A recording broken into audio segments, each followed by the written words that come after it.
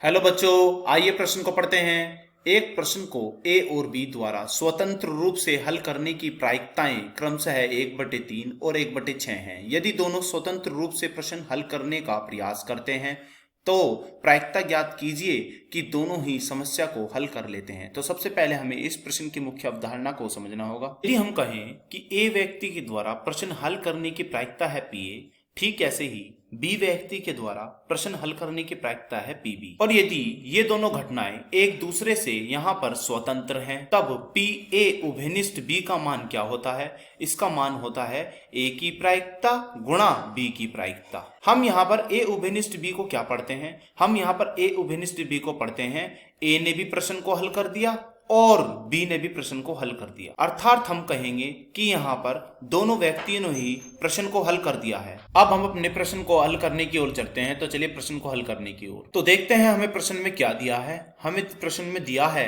कि ए व्यक्ति के हल करने की प्रायिकता है हमारे पास 1/3 और बी व्यक्ति के हल करने की प्रायिकता है हमारे पास 1/6। तो लिख लेते हैं कि पी ए हमें दी हुई है यहाँ पर 1/3 तथा पी बी हमें यहाँ दी हुई है 1/6। हमसे पूछा क्या है?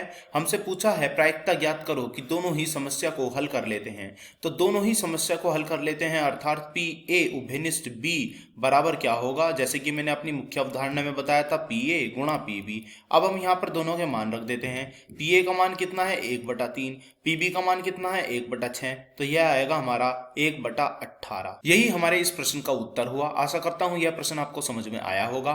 धन्यवाद।